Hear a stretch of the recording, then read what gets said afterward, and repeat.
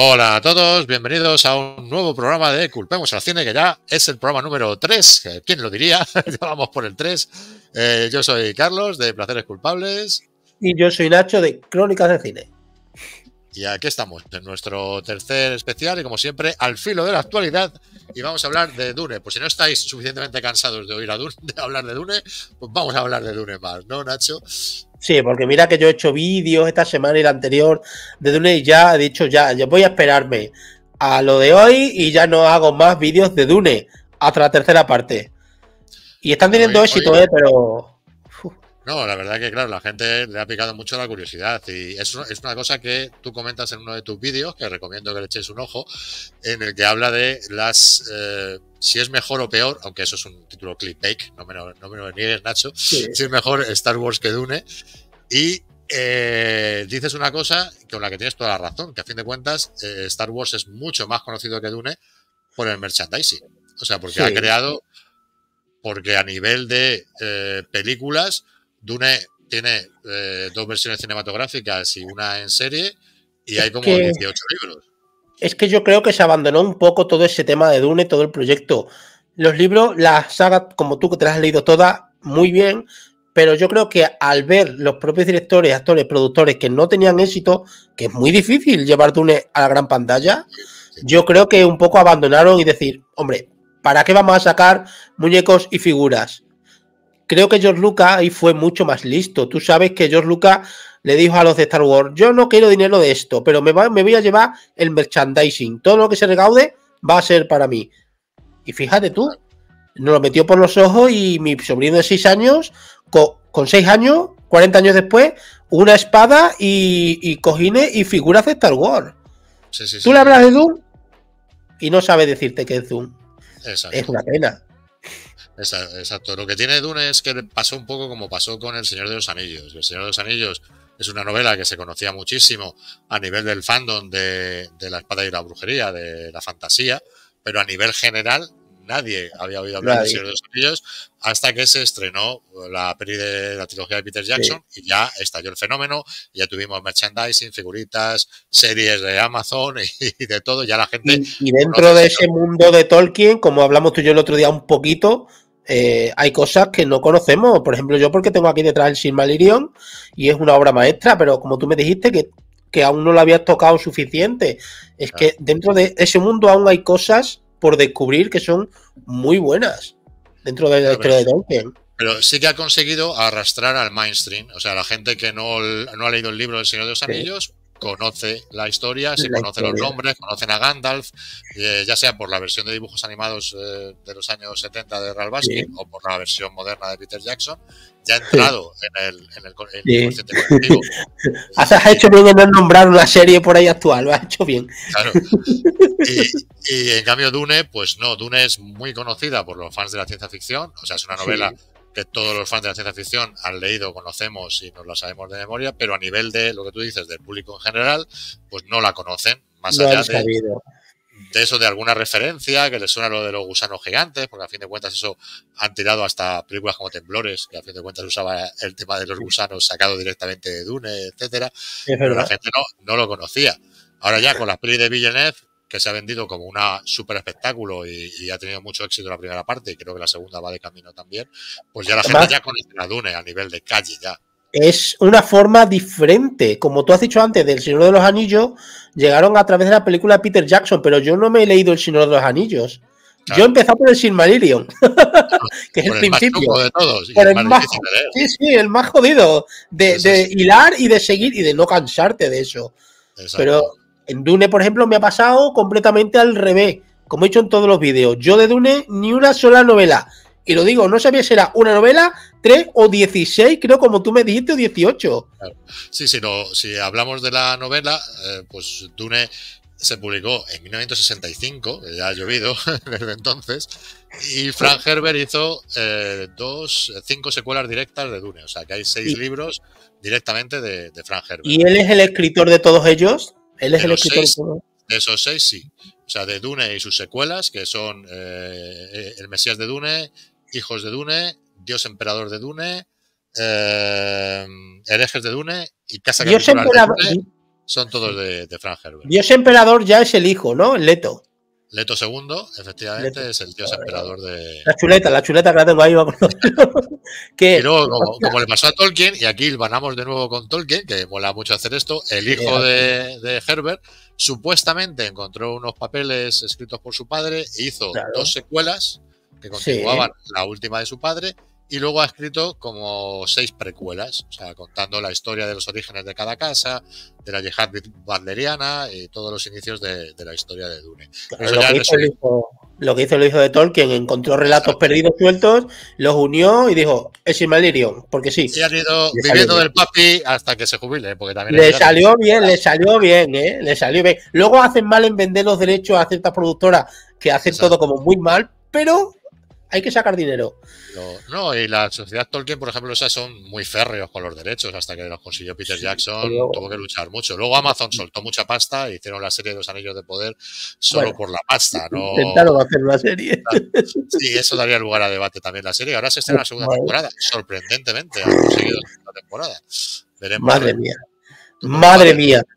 Ya veremos. Pues pero, mira, yo lo que te digo, de las pelis de Dune, a mí yo no sabía nada hasta que hablé contigo de un poquito de los libros, y cuando me dijiste que Paul Atreides solo sale en 2, claro. Digo, solo sale en 2 y están haciendo una trilogía solo de él. Esto da para que hagan muchas más películas de este mundo. Sí, claro. Sí, esto sigue. Si tú le echas un ojo a la versión de David Lynch, que a mí me sigue gustando muchísimo, sin desmerecer a la de Villeneuve, que solo he visto la primera parte y me gusta, pero la primera parte de Villeneuve, o sea, la primera película de Villeneuve, la parte 1, ¿no? Esas 2 horas y media, en la peli de David Lynch es 1 hora. Ya. O sea, esas 2 horas y media son 1 hora en la la película de David Lynch, y la otra hora de David Lynch son las otras 2 horas y media de la segunda parte de yo te digo, es una presentación, ya la has visto tú, es una presentación de personajes, de escenarios, de clímax, y la segunda película va desde el primer segundo de la película. Bueno, es más, la película empieza quien controla no te lo quiero para intentar hacerte mucho spoiler. Controla la especie, controla todo. Y ya es como, vamos, pero todo el rato, todo el rato es pum, pum, pum, pum. Va por el espectador. O sea, yo estaba sentado en mi silla y me estaba temblando la silla. Es que efectivamente la primera parte, lo que tú dices, presentación de personajes, toda la trama de conspiraciones, presentarte la casa Atreides, la casa Harkonnen, el emperador, ¿no? Toda esta trama que urden entre el emperador y los Harkonnen para acabar con los Atreides. Y ya la segunda es la venganza de Paul Atreides, cómo se convierte en Muad'Dib y cómo consigue convertirse en emperador al final de la esta. Aunque el emperador que aparece es el emperador Saddam IV, ¿verdad? Saddam IV, sí. Vale. En la primera película sabes tú que apenas, bueno, que no sale. Yo creo que sale en un segundo, ¿no? Al final. Pero nada, pero me parece curioso que salen naves o localizaciones que yo he leído que en las novelas se usaban para el comercio. Como ese pequeño, esa nave que parece gusano, que salen naves más pequeñas de dentro, era al principio de la 2021. Tiene un nombre muy extraño. Es la cofradía espacial, que es la que se ocupa del comercio y es la que controla el movimiento por el espacio a través de los navegantes. Yo eso lo sé ahora, pero en el 2021, patata. Además, lo original que tiene Dune, tanto en la novela como en las adaptaciones, es que no existe viaje espacial. Es decir, las naves se transportan de un punto a otro sin movimiento. Por eso son naves tan extrañas, en forma de huevo, en forma... O sea, no son naves aerodinámicas, aunque en el espacio no necesitas que sean aerodinámicas, pero no es la imagen de las naves que tenemos en la cabeza de Star Wars. Claro, no es V. En esta segunda película, creo que es la nave del emperador, tú la conocerás de las novelas, es circular, es redonda. Correcto. Y cuando yo veo esa nave entrando en el planeta, en Arrakis, te lo juro, es la imagen más potente que yo he visto en mi vida en el cine. Es increíble, porque claro, si entra una nave en punta de flecha, más o menos, pero en una nave redonda, lo que pasa con esa nave cuando va entrando en el planeta, en un planeta de arena, hostia, te aseguro que eso es brutal, ¿eh? Es brutal. La fuerza que ejerce, a mí me pareció brutal esa imagen, la verdad. La nave del emperador no sé cómo se llama, pero es espectacular. No, y además es lo interesante del universo de Dune es que es un universo muy original, pero a la vez muy inspirado en la historia de la Tierra, porque el propio Frank Herbert lo que quiso reflejar en Dune, sobre todo, fue el terrible poder que tiene un superhéroe, porque al final Paul Atreides es un superhéroe, y como dicen, o sea, que un superhéroe esté al mando, al final causa la destrucción. O sea, ¿pero es un superhéroe o es un gran villano? Es que es un Paul villano. Atreides. Es un villano Paul Atreides al final. Me estás haciendo spoilers de la tercera película, pero no. Yo necesito creo que saberlo. queda claro, al menos en la versión de David Lynch, no sé en esta porque no he visto la segunda parte, pero imagino que dirá, cuando se convierte en emperador, lo primero que hace es desatar la yihad en la galaxia. O sea, entonces, claro, se convierte en un dictador que se apodera de la galaxia y acaba con las grandes casas y se dedica a eso, a extender su poder por toda la galaxia. Se convierte en el emperador omnipotente, no como el otro que en el fondo tenía que andar jugando con las diferentes casas, ese juego de poder, Sí, los juegos de tronos y tal.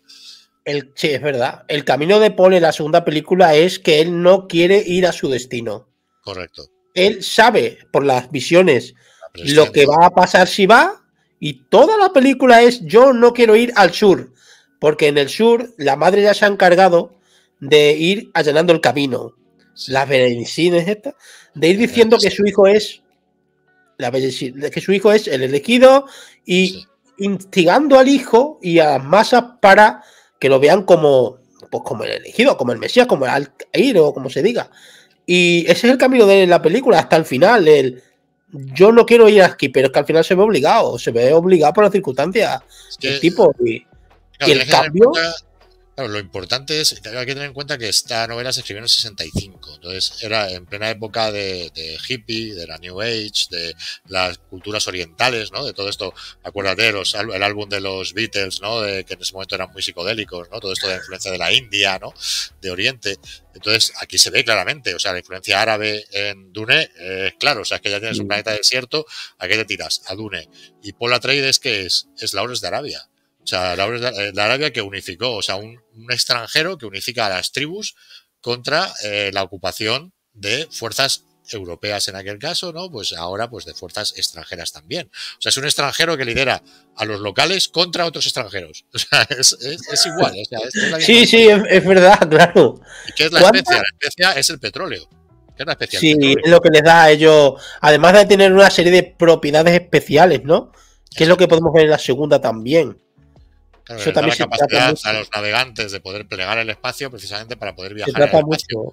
Con lo cual es una metáfora del petróleo, que es lo que te da movilidad, ¿no? Entonces, pues igual, la especia lo que te consigue es que viajes, pues como es lo mismo la gasolina. Quien controla la gasolina, controla el universo. Quien controla la especia, controla el universo.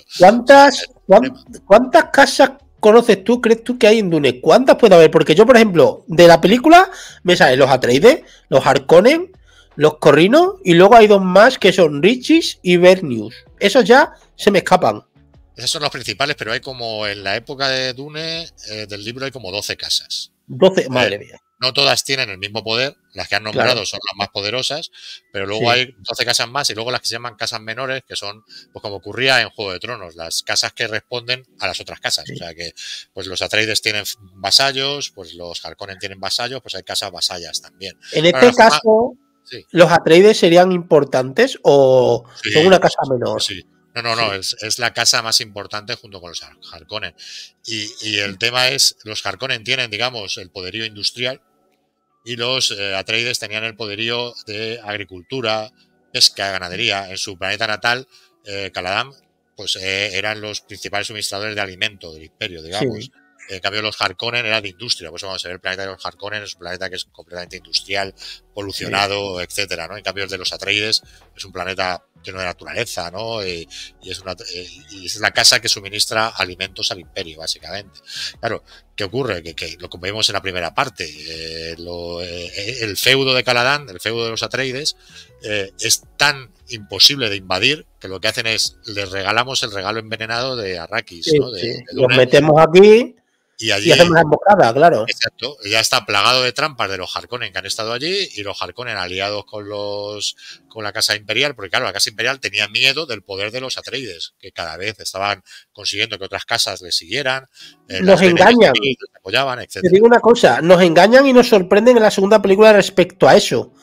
porque sale el emperador y el emperador hablando con su hija, que ya sabe que es Lauren Flow, sí. Que va a tener un papel súper importante, porque yo no sabía que ella era la que narra todo el libro o toda la película también. Me ha encantado Florence Pugh, me ha encantado de verdad, y mira que sale poquito. Pero yo no sabía que... bueno, nos engañan, lo que te iba a decir es que en la primera película, como no sale este hombre, en la segunda película sale bastante y se nos dice que para él, el Leto, al padre de Paul, era como un hijo. Que era para él como un hijo. Digo, pero si es que... yo cómo voy a saber eso, yo al no leer las novelas y al no tener ningún tipo de referencia en la primera película, más allá de que el emperador ha ordenado que os pasemos que os matemos, yo me quedé un poco así, y como esas varias, Es Claro, decir, es el problema que tiene una adaptación de algo tan complejo, que al final lo adaptan y dan por supuesto que el espectador tiene que saber cosas, cuando no es cierto, como tú mismo dices. Si yo no he leído Dune, ¿por qué tengo que saber que Leto Atreides estuvo una temporada al cuidado del emperador y que cuando era niño? Pues no lo sabes, porque si no has leído el libro, no te lo explican en la película, o sea, con lo cual no lo sabes. En ningún momento, yo no me lo imaginé en ningún momento. Y como esa faria. Y luego, por ejemplo, en ningún momento en la primera película que yo recuerde me sacan el tema de la hermana de Paul Atreides, Alia, ¿no? Claro, pero hombre, Alia en teoría en la primera parte no sale porque está la madre embarazada de ella, pero no lo sabemos hasta efectivamente la segunda parte, que le hacen el ritual para convertirse en la madre, ¿no? En una madre superiora, digamos, de la Bene Gesserit, y se lo hacen estando embarazada, con lo cual le convierten también en madre superiora a la niña en el vientre materno, ¿no? Que luego tendrá mucha importancia en los libros siguientes. Muchísimo. Sí, he escuchado yo, por ejemplo, que es como que está como maligna, o que está como, no sé, ella tiene algunos poderes también como la madre, que será también una Bene Gesserit, ¿no? Como la madre. Exacto, es una reverenda madre, que es el rango más alto dentro de la Bene Gesserit, y ella lo consiguió estando en el vientre materno. O sea, en el vientre materno ya ella recuerda sus vidas pasadas, o sea, sus antepasadas. Lo que dicen en la película, y luego tú a lo mejor me puedes decir también lo del libro, lo que dicen en la película es que se comunica con la madre a través de unos pensamientos, y que incluso es capaz de hacerlo también con Paul, con el hermano, estando dentro de la barriga de la madre. Sí.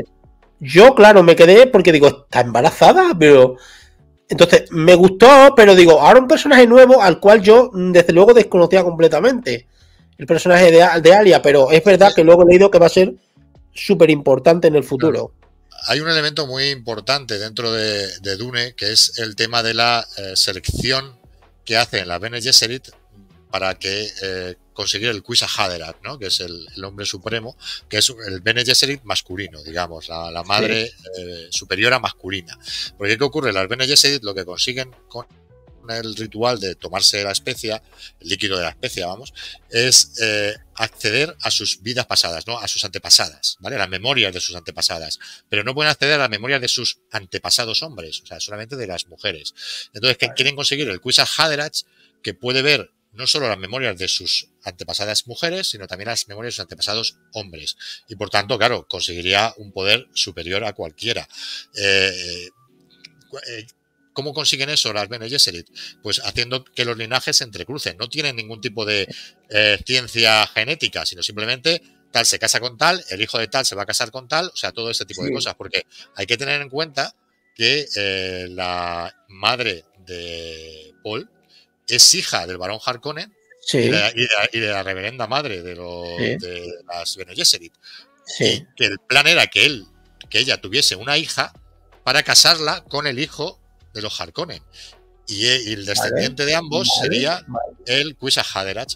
Pero la madre de Paul, como el padre lo que desea es tener un hijo, le da un hijo en vez de una hija. Entonces, según tú me estás diciendo, la película está bastante bien encaminada, porque hasta ahora mismo, la segunda película, según tú me cuentas, es exactamente lo que está pasando. Es eso, justo.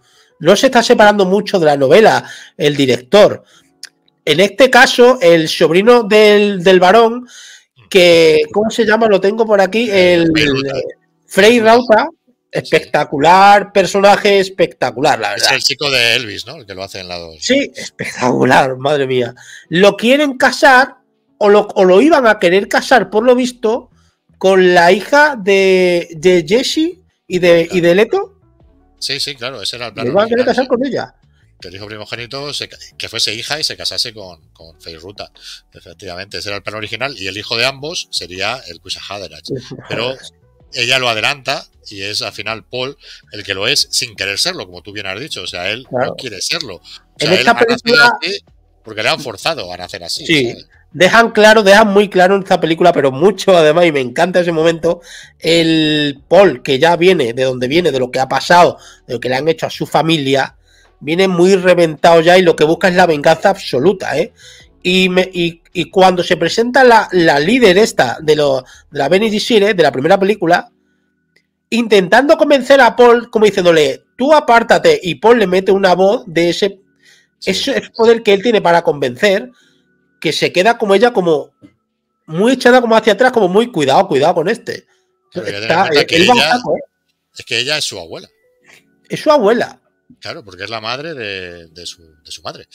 Sí, y el Harkonnen es su abuelo. Sí, pues al Harkonnen no te voy a hacer spoiler, pero... Claro, no sé cómo termina.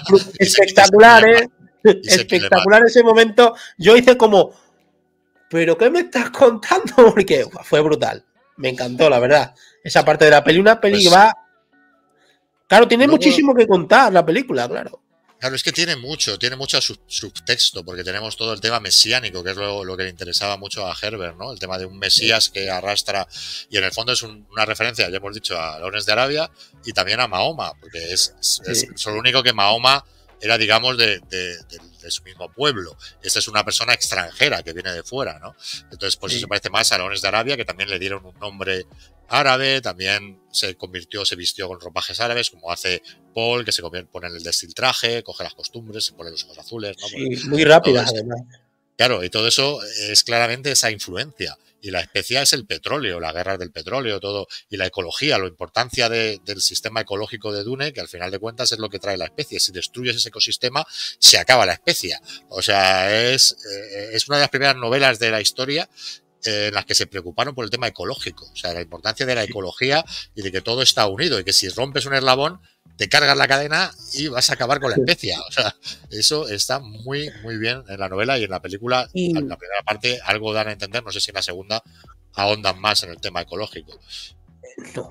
Y el personaje de Stilgar, el de Javier Bardem en la segunda, ¿cómo puede ser cómo es en la novela? Porque en la película es un fanático, es el mayor fan de Paul Atreides, ¿eh? Un papelón de Javier Bardem que a mí me encanta. Un papelón, en la novela igual, es el principal fanático número uno. Además, es el ejemplo claro de un fanático religioso. O sea, es decir, es de los que estamos viendo ahora, pues en los países árabes haciendo los atentados con coche bomba o con poniéndose bombas, ese es Stilgar. O sea, Paul mueve una piedra, el Quizá Haderach. Paul bebe un vaso de agua, el Quizá Haderach. Digo, pero vamos a ver, no hay duda en ti. O sea, no hay un mínimo de duda. Todo lo que Paul haga va a misa para él, ¿eh? Claro, porque ha cumplido las profecías que antes han sembrado las Bene Gesserit en el Hay un momento fantástico en la segunda y es cuando Paul ya es lo que va a ser después y se planta delante de todos ellos y cambia el personaje, cambia totalmente, ¿eh? Sí. El personaje cambia totalmente. Se convierte en el Mesías y ya él mismo lo asume. Y eso tú, como fan que me has dicho de Alejandro Magno, eso es lo que le pasó a Alejandro Magno cuando llegó a Egipto y le nombraron faraón, que se lo creyó. Y aquí le pasa a Paul. O sea, aquí llega Paul en ese momento y dice, hostia, pues a lo mejor sí soy un dios. O sea, a lo mejor sí soy el Mesías. Que es lo que le pasó a Alejandro. Alejandro en Egipto dijo, hostia, pues a lo mejor sí que soy un dios.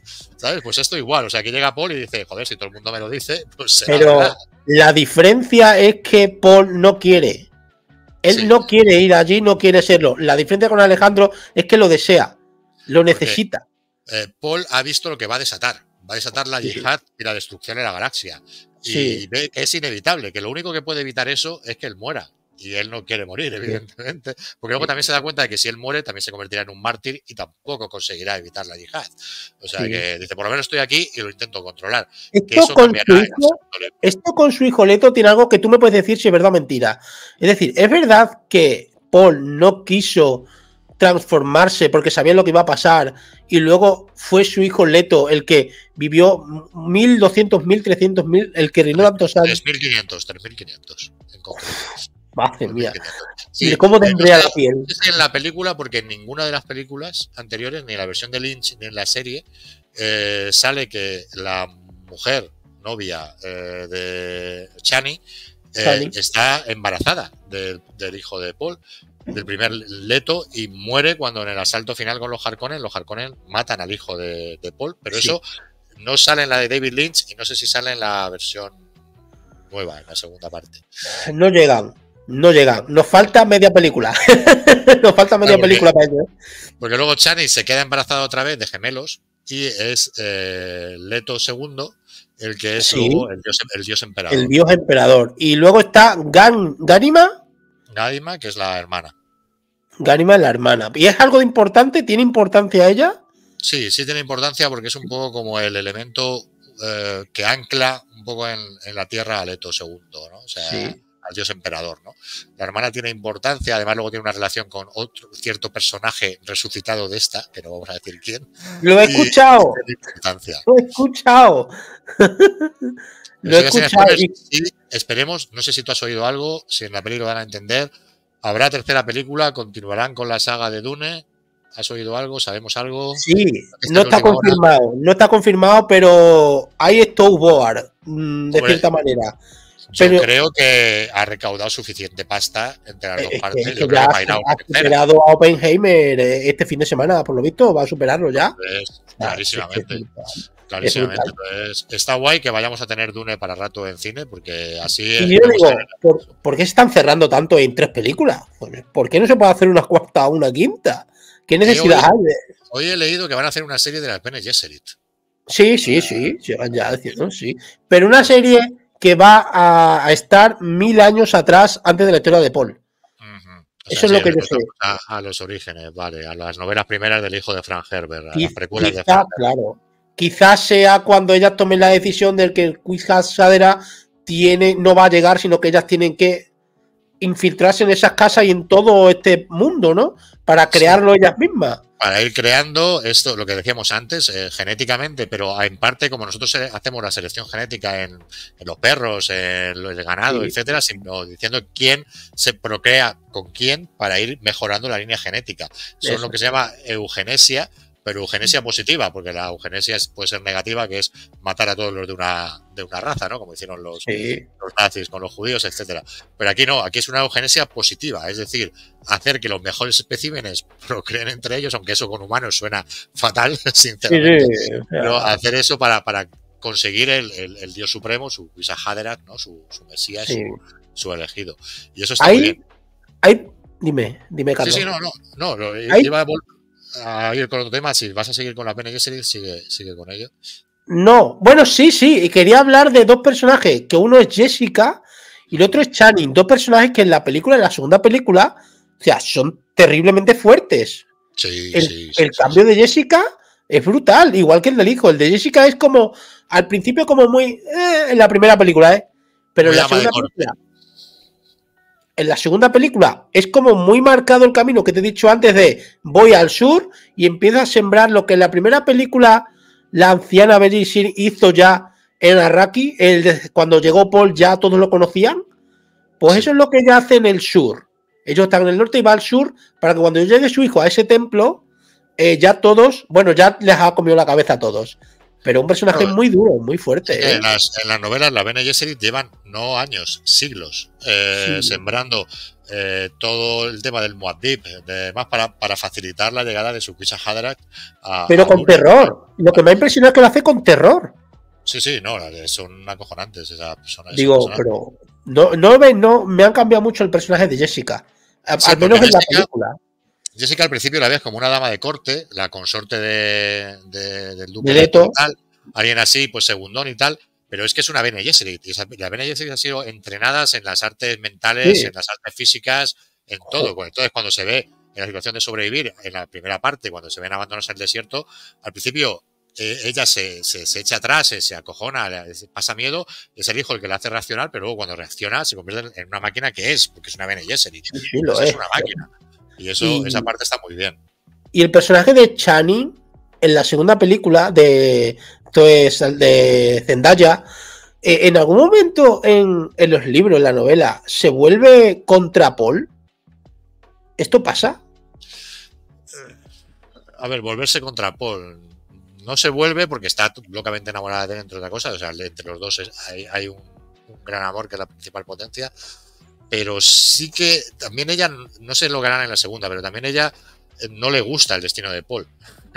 O sea, porque no quiere que Paul se convierta en el Muad'Dib, ¿no? O sea, yo voy encaminado a esto por la entrada de Paul en el templo, porque las palabras literales de Paul son: ninguno de los que estáis aquí podéis vencerme.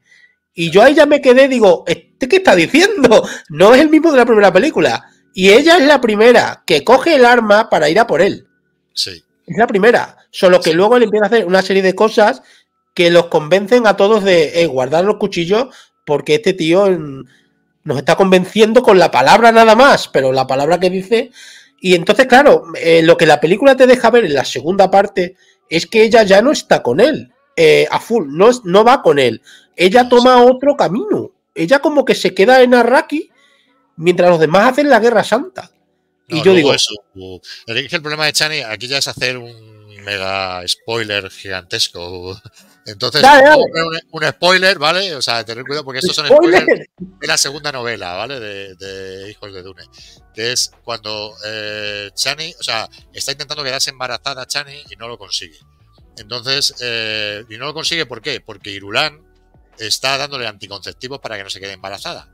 Y Paul tenga que tener un hijo con Irulan, porque no sé al final de esta última segunda parte, pero en el libro y en la película de David Lynch, cuando se casa con la princesa Irulan, le dice a Chani que esa va a ser mi esposa, pero solo de nombre. O sea, no me voy a acostar con ella, no voy a hacer nada con ella, y mi esposa es... Pues eso es así. Entonces, claro, pero ¿qué ocurre? Irulan envenena a Chani, no envenena, sino que la hace que tome cosas para no quedarse embarazada, para obligar a Paul a tener un hijo con ella. Vale, pero Chani empieza a tomar medicación Fremen para favorecer la fertilidad. Y el choque entre la medicación Fremen, que utiliza la especia, y el veneno que le está dando Irulan para que no se quede embarazada, provoca que sí que se queda embarazada, pero al dar a luz ella muere. Entonces el último asidero que tenía Paul desaparece cuando muere Chani, ¿no? O sea, la muerte de Chani es un momento clave en Paul, pero eso ocurre en la segunda novela. Eso ocurre en la segunda novela, al principio además de la segunda novela. Es entonces, que nos dejamos a Zendaya y va a desaparecer Zendaya por mucho que nos guste. Ya no tendrá más protagonismo en la siguiente. Tercera película. En la tercera película tiene que ser, yo creo. Al principio, sí. Porque yo creo que la tercera película puede acabar con el nacimiento o con ya un Leto adulto, quizás. No lo sé. Es que, claro, el final de la segunda sí que quedaría muy bien para el final de una tercera película, porque es un final con cliffhanger brutalísimo, que es un intento de atentado contra Paul que fracasa, pero provoca que a Paul le pase algo y desaparezca. Entonces, ahí es el cliffhanger del segundo libro. Entonces, supongo, viendo cómo están las cosas, que ese atentado es por parte de las Bene Gesserit, de gente de Arrakis y de alguna de las casas, de las otras casas, supongo. Sí, hay mezcladas muchas cosas. No la Bene Gesserit, porque la Bene Gesserit al final sí que le ven como su Kwisatz Haderach, ¿vale? Sí. Aunque no le tienen bajo su control, sí que se dan cuenta que es su Kwisatz Haderach, pero digamos que en todos lados hay siempre ramas diferentes. Entonces sí que ramas disidentes de la Bene Gesserit, la rama imperial, que evidentemente no está muy a favor de él, ciertas casas, otros...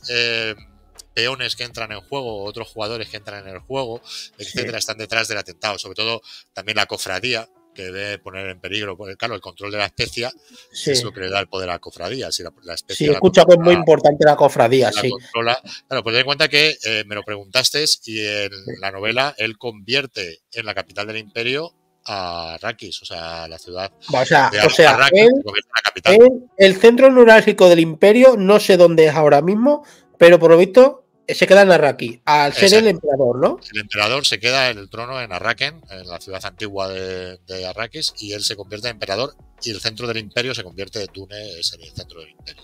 Porque ahora mismo, ¿cuál es el centro del imperio? Ay, no me acuerdo, no sé qué, Prime, que es la capital del imperio, el planeta Vale. hogar de la casa de los Corrinos. Y Sí, ahora él lo que hace es quitar la sede del emperador de ahí y llevarla a Dune, sí. lógicamente, que es lo que tiene sentido. Pues eso Y lo veremos en la tercera seguramente. Y los Harkonnen, porque acaban muy mal todos en esta película, sí. yo no quiero decir nada. No, los Harkonnen ya no tienen importancia directamente. O sea, ya desaparecen como gran casa y tienen una importancia secundaria a través de la hermana de Paul. Vale. Y es por causa de sus poderes. Digamos que, curiosamente, tiene mucho que ver con el exorcista. La hermana de Alia. Y te habrá quedado así la cabeza, pero sí, tiene mucho en común con el exorcista. Digamos que cierto personaje posee a Alia, ¿vale? Que es la hermana de Paul. Y cierto personaje ya sospechamos quién es si estamos hablando de los Harkonnen, ¿vale?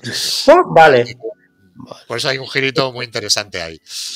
Pero eso lo veremos en la segunda y tercera parte. Es que lo que me revienta de la segunda película, que es un personaje tan potente, nuevo, el sobrino, el Frey Rauta, sí. y tiene un enfrentamiento que tú sabrás contra quién y dura 0, digo, ¿es necesario que te cargas este personaje ahora en la segunda película? Claro. En fin, eso no me gustó mucho, porque lo vi tan potente, tan fuerte. ¿Sabes quién lo hacía en la película de David Lynch, ese personaje? Sí, uno pelirrojo, ¿no es el pelirrojo? No, era Sting. El cantante Sting era el que hacía teñido de pelirrojo, sí, pero era Sting. Quedaba pero eso hemos tenido a Elvis y en la otra tuvimos a Sting, o sea que va de cantantes. Pues ya te digo yo que esa fue la única tara que yo le podía poner a la segunda película. Sí, que hay personajes muy chulos que desaparecen, eso es verdad. Hay personajes muy chulos que no han tenido trasfondo. Porque Feyruz de la novela tiene algo más, tampoco mucho más, pero tiene algo más, pero claro. Hay otro personaje de una mujer, la francesita Lia Seydoux, que sale en la película, que también quiere algo con Frey Rauta, porque ella también es una Bene Gesserit, ella también lo es. Sale muy poco, pero por lo visto también va a ser súper importante en el futuro. La madre que tendrá que ver en la siguiente parte, que es una de las que también luchará por el trono de ser la anciana rebelde de la madre, seguramente. Muy importante para mí. Yo recomiendo, si no has visto y está disponible, échate un ojo al Dune de David Lynch, ¿vale? Porque a fin de cuentas te va a resumir estas dos partes en una. O sea, en 2 horitas tienes las 4 horas y pico de Tiene elementos muy interesantes y además, desde el inicio, lo narra la princesa Irulan, cosa que, como tú dices, en las películas actuales no nos damos cuenta de que lo está narrando Irulan. Ella es la que lo narra, sí, fíjate. Porque en la primera sale narrando los Chani. Chani es la que empieza, la voz en off de Chani en la primera. Sí, es verdad. Pero la voz en off en la versión de David Lynch es la princesa Irulan. ¿Y la relación que tiene ella con su padre, cómo es? Porque en la película no te dejan ver si es muy buena o muy mala la relación que tiene el emperador con su hija. Ni buena ni mala, es como en la época feudal, es decir, es una pieza del tablero, es decir, es alguien que tienes para casar con alguien. Sí, ella la utiliza para eso, la quiere para eso. Ya está. O sea, no tiene una relación padre-hija muy afectuosa tampoco, no se da a entender. Bueno, es lo que sale en la peli, no sale más, ¿eh? Salen 2 veces los dos juntos hablando y dices, bueno, como que le da un poco igual. Por eso todo lo que me has dicho tú después de... Supongo que ella como personaje lucha por su propia supervivencia. Claro. Ella sabe que en la corte de Paul está porque es la hija de quien es, o sea, porque es la hija del emperador y es lo que le da, digamos, la legitimidad ante el resto de las casas a Paul, porque Paul ha tomado el poder por la fuerza. O sea, hace que el emperador se retire y tal, pero se obliga a que se casase con su hija y le manda al exilio a tomar por saco. En el film se lo dice directamente cuando entra en la sala y está allí el emperador, se lo dice.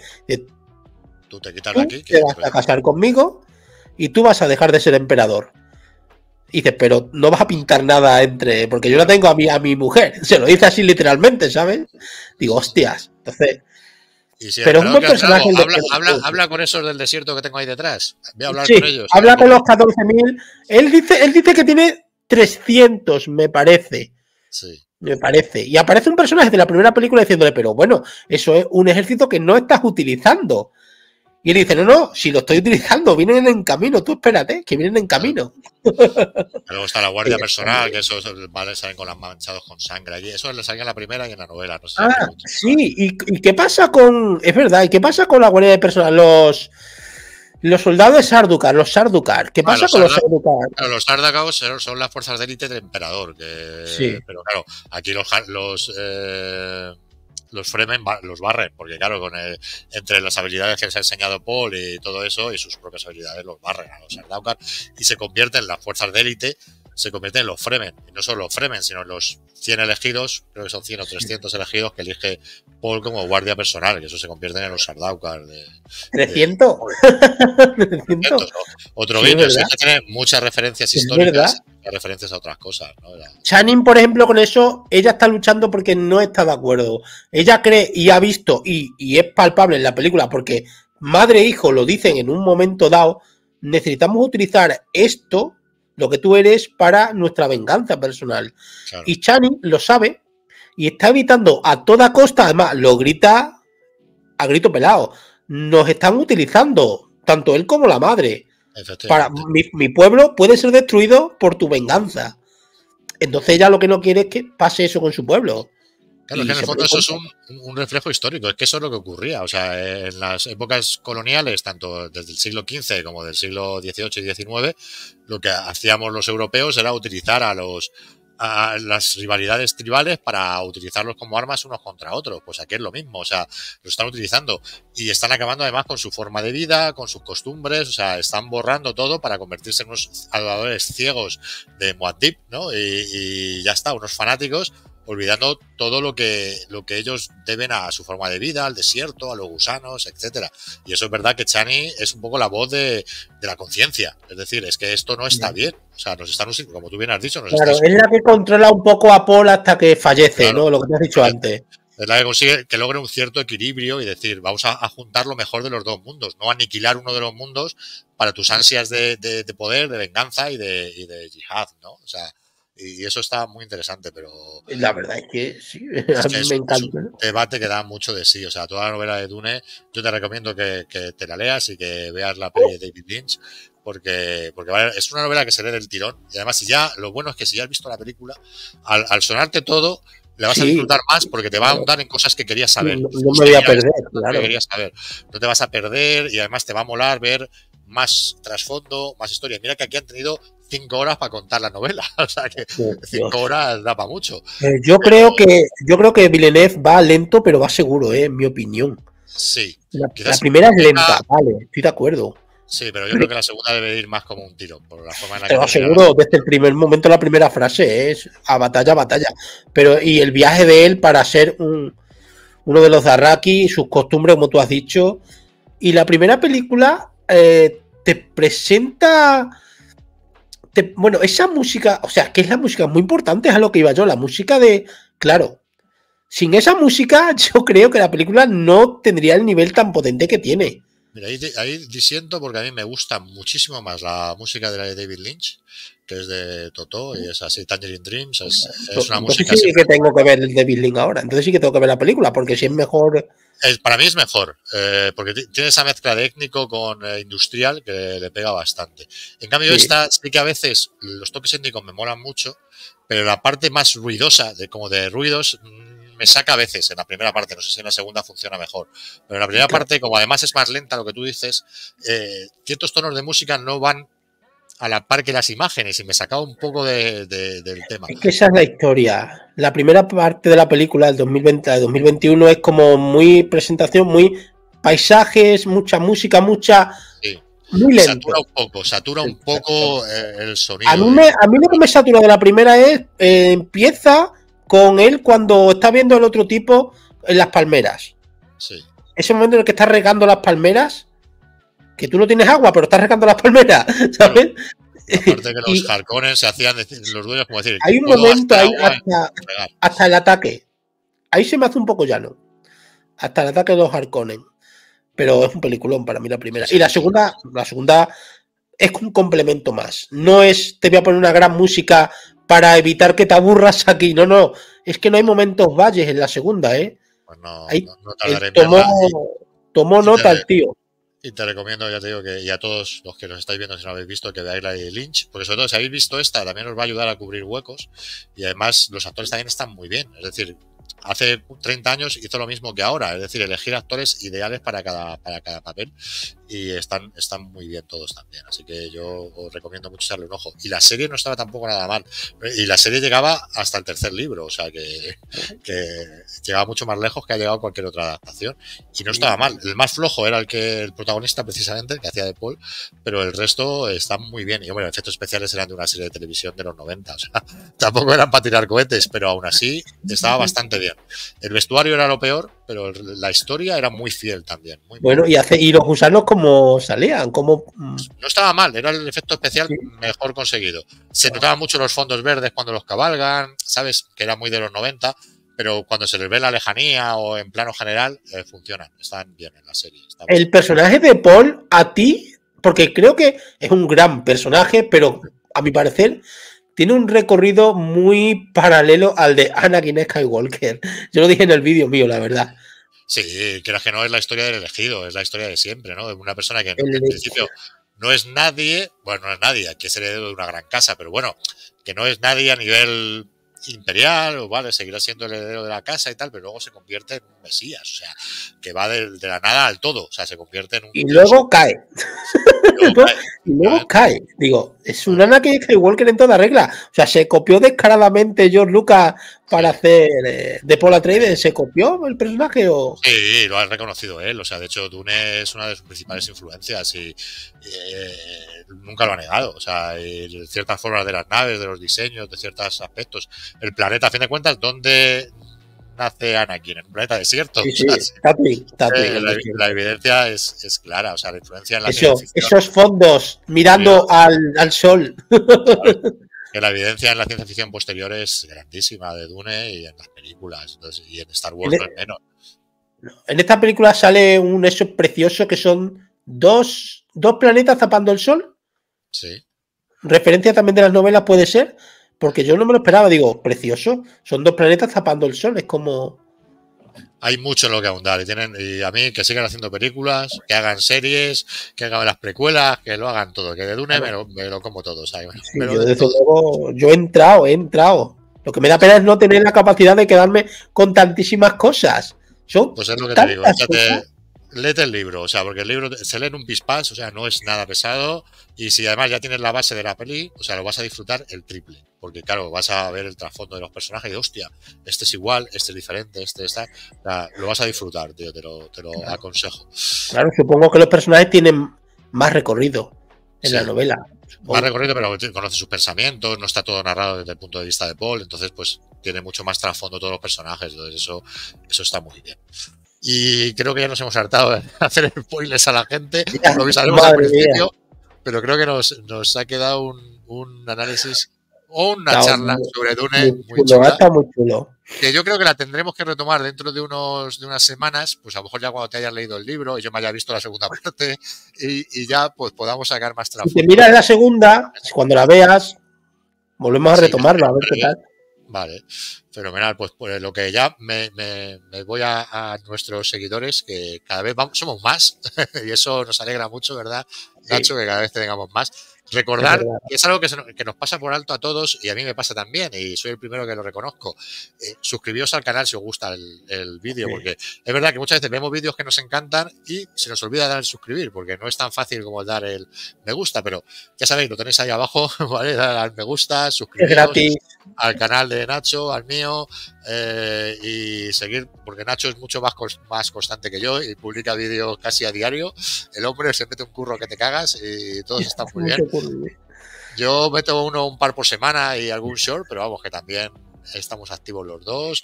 Acabo de abrir un canal que invito a todo el mundo a que vayáis a verlo, Dimensiones Literarias sobre libros, y hay una reseña de Dune, así que podéis también echarle un ojo allí y esperemos que Nacho también se apunte a colaborar, que ya le hemos hablado. Y nada, pues esto lo publicaremos el domingo, ¿no, Nacho? Este vídeo se publicará en YouTube el domingo a partir de las 10 de la noche, ¿vale? Os hemos dejado una pequeña history, tanto en Instagram como en nuestros respectivos YouTube, ¿vale? También En Twitter he subido algo y recordad que los lunes lo tendréis en Spotify por si estáis haciendo vuestras cosas por ahí y no podéis verlo, pero podéis escucharnos. Y también lo estamos subiendo a iVoox. En iVoox ya tenéis En el iVoox. primero y lo iré subiendo el resto poco a poco. Así nos repartimos el trabajo, Nacho y yo, que al final no damos abasto entre una cosa y otra. Así que nada, por mi parte nada más. Recordaros eso, que suscribíos, comentar, sobre todo, comentar todo lo que se os ocurra, que vamos, tanto Nacho bueno o malo, pero comentar. Y las críticas positivas son siempre bien recibidas, siempre que sean de buen rollo y tal. Nosotros tomamos nota de todo, tanto Nacho como yo. Así que nada, comentar y por mi parte, hasta la próxima. Chao. Chao.